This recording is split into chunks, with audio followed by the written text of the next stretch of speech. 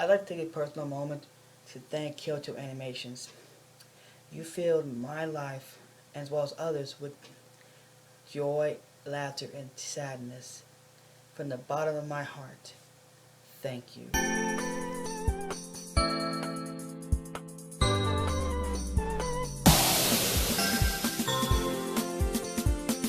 How's it going, people of YouTube? It's your favorite Salty King here, and I'm here today to bring you a brand new video.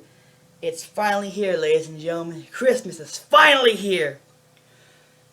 And with that, I'd like to wish everyone a Merry Christmas and a Happy Holidays to every one of my viewers out there. It's hard to believe that the 12th and final day of the 12 Days of Anime is already upon us. But I wouldn't change a damn thing for it because it's been a ride from beginning to end. But with that, ladies and gentlemen, let's dig into the sack one more time to see what my lovely waifu has brought us on this glorious occasion. On the 12th and final day of the 12 Days of Anime, my true love, Sue, gave to me Love is an Open Door from Love, Chuunibyou, and Other Delusions, also known as Chuunibyou for short. The reason why I chose this is for twofold. One is because I wanted to give a big old shout out and thank you to Kyoto Animations, but two is because this scene is chock full of character developments. Not so much for Yuta, but Rika. Because we find out that growing up, she lost her father, who she was head over heels for, in love with, and which daughters don't love their fathers, you know? I don't know a single person that doesn't love their fathers. I know I love my dad. But this bond between her and her father was especially close, you know? Not like, you know, yeah, sketchy close, but like just pure, like love unconditionally love. But the problem is, she lost him at a young age to where she didn't understand it, you know? And never had a chance to grieve. So much so that her older sister was, I think, practically stuck raising her, you know? Because their mother wasn't in the picture, that I know of. But anyways, but the reason why this scene is so important is because Yuta went out of his way to rise back to kind of sneak out Rika, because she was in a, let's just say a bad mood, and she was kind of living at the moment with her grandparents, who aren't really the nicest of people. What I mean is, like, they're not like abusive nice, it's like, have a good, like, kind of like a meh kind of nice, you know, like indifference basically. But after he avoided suspicion for a while, he eventually had to avoid the cops, but he took her to a beach, and let's just say he opened a portal to another dimension using his Chuunibyou powers. But but when he opened it, the eavesdrop plane or whatever they call it, first off, this animation and cinematography is just gorgeous.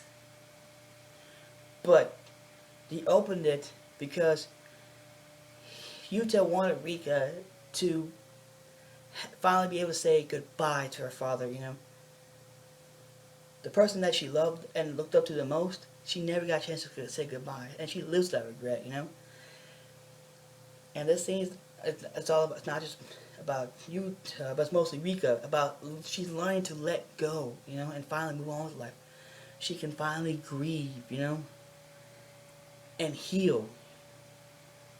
Because I believe when the fact that she didn't know her father died, or rather didn't know of it because she had a lack of understanding, it left a scar in her that she wasn't able to get rid of until she was finally able to come to terms with her father's death and say, I love you, but I'll see you again, you know? Because I think goodbyes are just, you know, too harmful. If we know we're gonna see each other again, I'd rather say, see you again, you know? I really hate bringing the mood down, but someone's got to hear this, you know? Grief is a thing you must go through in order to heal, you know? It's okay to cry and grieve for those loved lost, because even though when you do finally go through the process of grieving, I hope to God that you cherish every waking moment that you have with him and be grateful for it, you know. Because we are not promised tomorrows, ladies and gentlemen. Because we could be taken like that and not even know. But I think I've said enough for now. I don't want this video to go longer than it needs to be. But with that, ladies and gentlemen, I hate to say this, but this brings the 12 days of anime to a beautiful and resounding close. Thank you all who's been on this journey with me and enjoyed the ride. I know I sure have. And I can't wait for next year, because this is probably one of my favorite time of years, you know.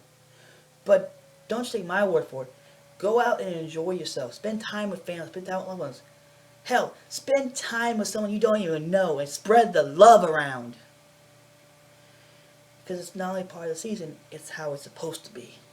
Love your neighbor. Love your enemies. And love one another. Just spread love, ladies and gentlemen. I'm not for good advice. I'm for the love vibes.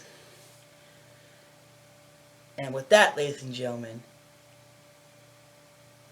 I am King Salty the 11th.